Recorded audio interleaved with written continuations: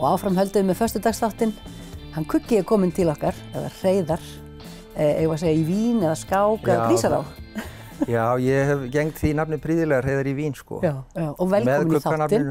Takk. Og til hamingju með afmæli sem er bara á næstu grössum. Já, þakkaði fyrir það líka. Stór afmæli.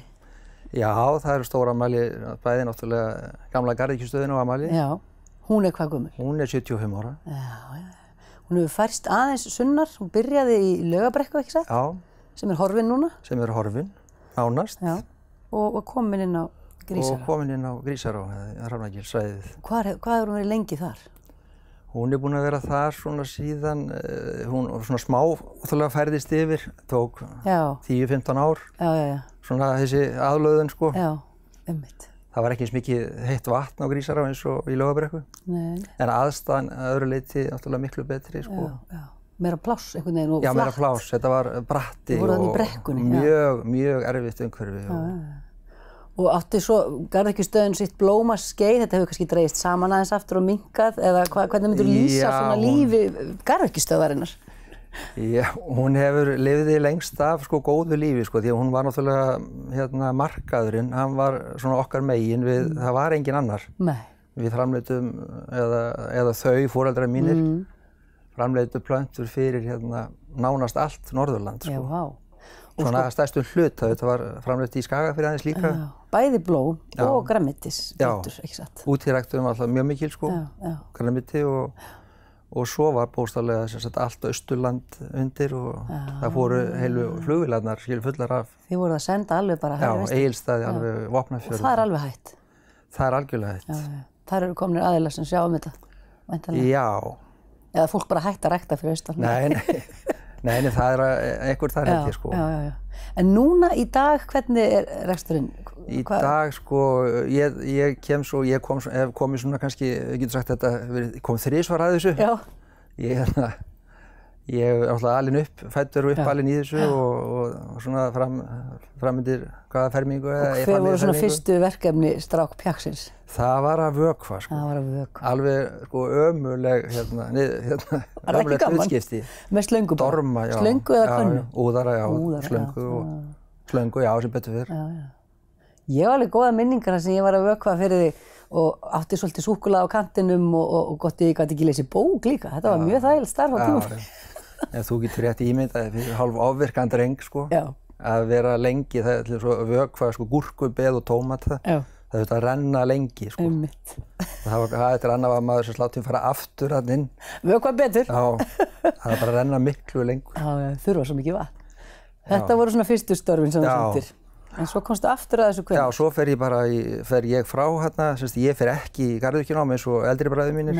Heldur fer ég bara að læra smíðar og hérna... Og smíðar eitt ekki í blómaskála? Já. Það kom sér alltaf vel að vera smiður og ég get eiginlega ekki hugsað mér lífið öðruvísi sko. Því að ég hef gripið í það aftur og aftur sko. Það er öllum ungum mönnum sko nauðsynlegt, finnst mér að koma að smíðum sko. Geta byggt sér hús og svo? Já, ég bara get ekki ímyndað með hvernig það gengur fyrir. Það ansi margir sem að þurfa að lifa við það, get ekki smíða. Já, það er ekki allara endilega. Nei. Þar seldur nú ís og kökur og blóm í töluverðan tíma? Já, það var 26 ár, það er nú bara sko... Það er góður partur starfsævinnar. Það komu þar, sem sagt, gestirnir voru farnir, það var eiginlega þriðja kynslóðin. Já, ömmurnar að koma með börnin og aðarnir. Já. Og svo lokuðu þið því og þá fórstu aftur yfir í garðyrkjustöðina? Já, ég var enda komin aðeins áður sem sagt, ég kaupi svo dánarbú og kem aftur að þessu. Já. Með mjög breyttar aðstæður sko. Já. Og var það aldrei neins spurning? Var það gaman eða var það skrítið? Það var enda bara, það var kannski ekki gaman fyrst en svo kom það bara fljótt sko. Ég svona held að kannski, þó ég segi sjálfur frá, ég hafi aðeins í mér sko. Já. Og Er þetta ekki svolítið svona tímabilaskipt, sveiflukennt starf? Það er kannski mest að gera þarna og svo rólegt eitthvað? Þetta er náttúrulega bara eins og vertíð hjá okkur. Þetta byrjar bara fyrst í febrúar. Já, þá er það sá og nær svona út í júlí og... Já, og þá getur við slakað á aðeins.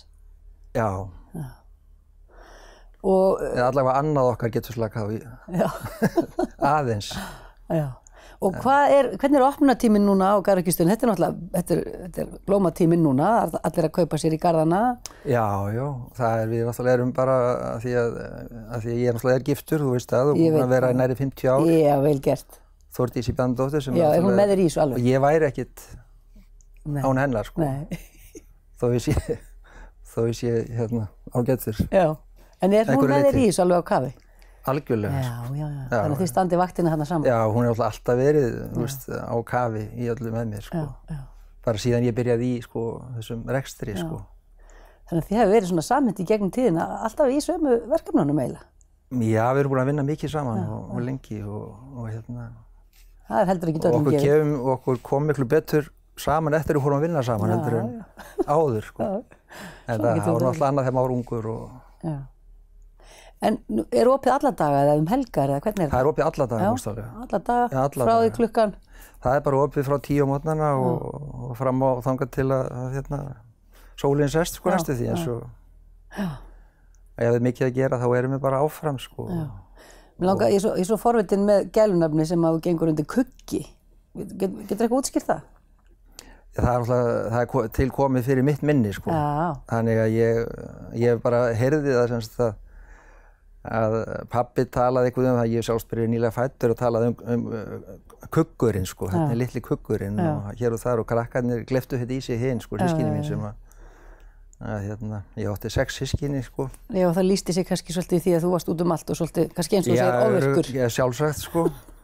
Kuggi. Já. Þetta töff nafn, Kuggi. Ég minnst það skrítið, sko. Mér alltaf þetta frekar skrítið, sko. Sigrún Eldjárn fór að skrifa barnabækur var ekki einhver kuggur þar, ég held það. Jó, getur verið. Kuggur, en þú ert Kuggi. En það var einn annar Kuggi til á landinu. Er það, já? Já, hann er því miður fallinn frá. Hann var hérna frá Ófeigsstöðum. Aðeins yngri maður en ég. Ég held að þetta væri algjörlega einstakt. Nei, mér þótti mér vænt það og við ræddum saman oft, sko, þetta, sko, fyrirbæri. Akkúrat. En á að fagna 14. júní eitthvað sérstaklega? Eða bara opna búðina? Já, það verður bara að opna klukkan 10, sko, og það verður nú kannski einhverja afmæliskrínlur eða eitthvað, sko. Já. Það var þegar ég var 60, þá var mjög stór veisla og gestirnir komið víða að. Já. Vestan úr Húnavatnssýslum og austur á Firði, sko. Já. Ein spurning í lokin, stjúpurnar og blómin í þessu svona, kalda sumri, er þetta ekki pínu vesen? Þetta er svona státt til línudans að halda, þú veist, blómunum fallegum eins og búið að vera. Það voraði mjög vel.